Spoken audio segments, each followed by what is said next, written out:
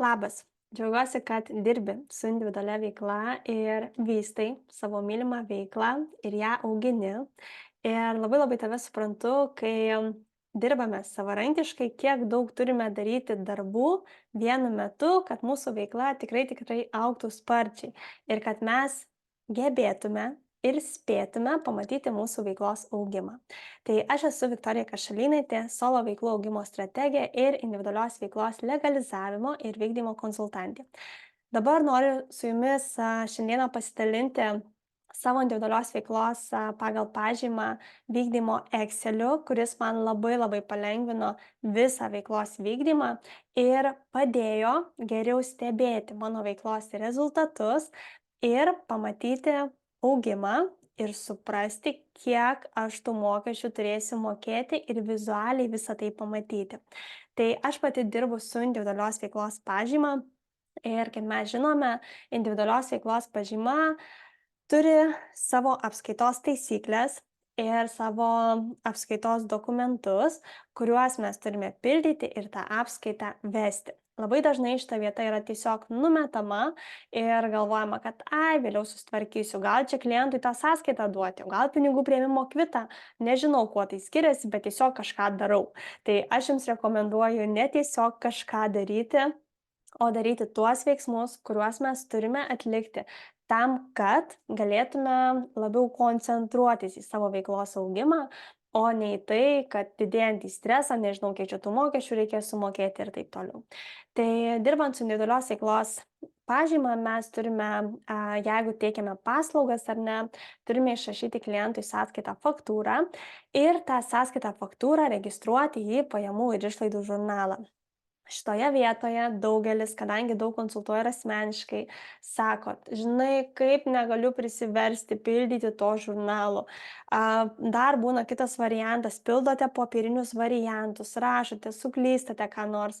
Tai tampa tarytum kančia. Tai aš pati irgi tą etapą praėjau ir labai gerai žinau, kaip norisi viską daryti tvarkingai. Nežinom, kad ten, kur tvarka, dažniausiai ten ir sėkmė ar ne atkeliauja. Ir norisi labai aiškiai tuos mokesčius matyti ir vykdyti prievolės, kurias mes turime vykdyti. Tai aš asmeniškai nevedu jokio popierinio pajamų išlaidų žurnalo, aš vedu Excel formatą tam tikrą, kuris yra integruotas ir jame man iš karto skaičiuoja mano mokesčius ir rodo mano veiklos augimą.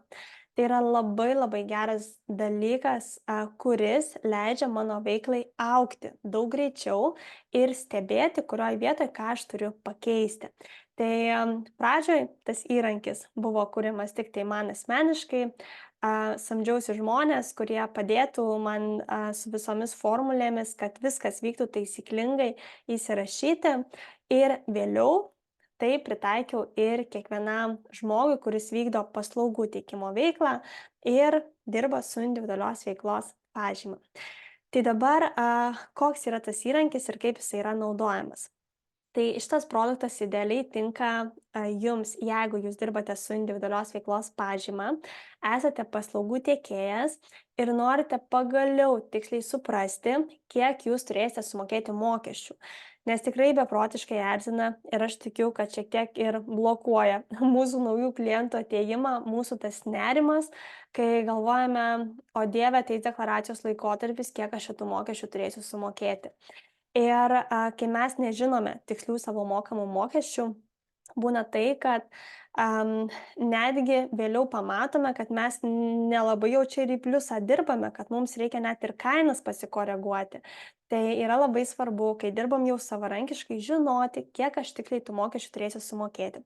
Tai dabar, kuo yra ypatinga šitas Excelis ir kuo jisai man patinka, kad jūs pildote pajamų ir išlaidų žurnalą, ne, aš parodau instrukcijas, kaip jį reikia supildyti ir viskas, ką jūs įrašote atskirame šite Excelio lange, matysite instrukcijoje, jums iš karto persikelia į lenteles, niekur papildomai nieko rašyti jums nereikia ir jums rodo, kiek iš viso reikės sumokėti mokesčių, kokie jie bus ir dar jums vizualiai piešiamos yra tam tikros diagramos, kurios parodo, kaip jums sekasi, ar ne, kad jūs galėtumėte matyti ir įsivertinti.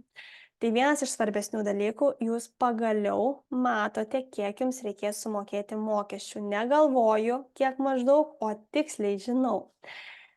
Ir taip pat tame pačiame Excel'yje aš galiu surasti ir dar vieną skiltį, kurioje galėsiu įsirašyti skirtingus savo pajamų šaltinius, ar ne, ir taip stebėti, iš kurios veiklos aš uždirbu daugiausiai.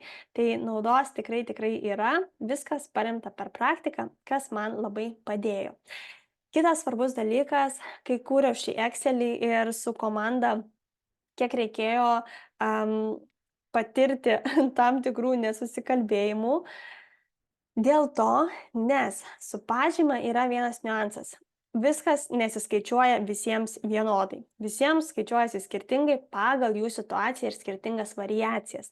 Tai tame Excel'yje rasite kontrolinius klausimus, pagal kuriuos jūs pasižymėję savo situaciją jau ir matysite jūsų atveju paskaičiuojamus mokesčius. Viena iš didžiausių klaidų, kai žmonės pasikalba su kuo nors ir sako, maždaug ten 20% atsidedu. Tai labai negerai, nes galbūt tam žmogui ir yra 20%, o jum galbūt yra 30%, ar ne? Ir po to deklaracijos metu, o dieve, iš kur tie gauti pinigų, kaip išsiskaidyti mokėjimus ir taip toliau. Tai čia yra svarbi vieta, kad jūs pasižymėtumėte. Tie, kurie įsigijate Excelį, tai jums bus video pamokos ir tose video pamokose jūs matysite, ką tas kiekvienas klausimas jums reiškia. Ir šioje vietoje, kaip jau ir paminėjau, bus dar atskiras skiltis, kurioje galėsite įsirašyti, kiek gavote pajamų iš skirtingų savo šaltinių, ar ne, ir įsirašyti klientų tikslą, nes yra labai svarbu, kad mes turėtume tikslą, link kurio mes einame. Kai nėra tikslo, tai dažniausiai viskas ir eina pagal tikslą kažkur į niekur, ar ne, tokia betvarkė chaosas. Tai aš esu už mūsų tvarkos įvedimą ir mūsų aiškų veiklos augimą. Ir dar taip pat čia jūs matysite vidutinės sąskaitos dydį, kuris yra irgi labai svarbus, kad jūs maždaug žinotumėt, kiek jums klientai sumoka už vieną paslaugą. Jeigu nori daugiau uždirbti, vadinasi, tikslas yra padidinti vidutinės sąskaitos dydį. O kaip jau tai padaryti, ar ne, vėl strategiškai reikėtų žiūrėti į jūsų situaciją. Tai kaip dabar surasti jums tą patį Excelį, tai nukeliaujate www.viktorijakašalynaitė.lt ir spaudžiate seminarai.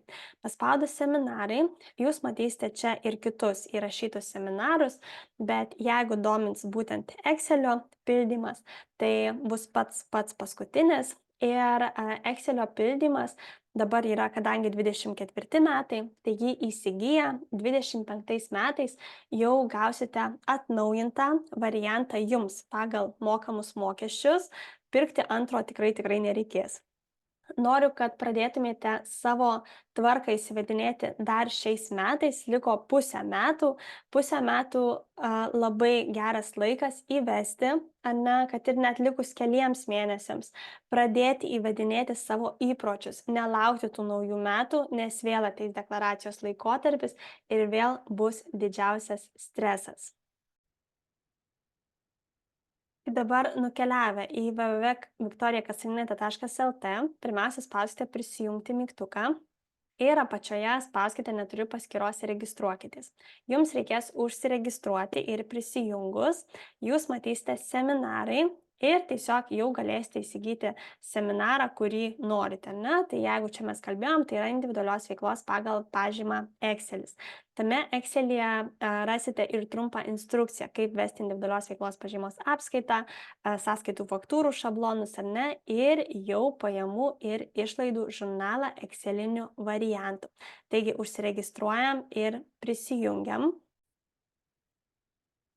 Tai kai prisijungsim, jau mes matysime savo profilį, ne? Čia va, kaip pavyzdys, vieno kliento įsigyti visi webinarai ir paspausite tą webinarą, kurį esate įsigiję Ir štai čia matysite vaizdo įrašai, bazinės žinios, ar ne, apie individualios veiklos pažymos apskaitos vykdymą ir bus Excel žurnalas ir bus video, kaip juo naudotis ir apačioje žurnalo parsisiuntimas į jūsų kompiuterį, kad jūs galėtumėte pildyti jau savo variantu.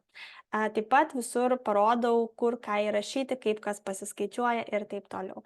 Tai dar kartą informuoju, tie, kurie įsigijate šiais metais, tai 25 metais jums bus atsiunčiamas naujas žurnalas, kadangi bus pasikeitusios formulės.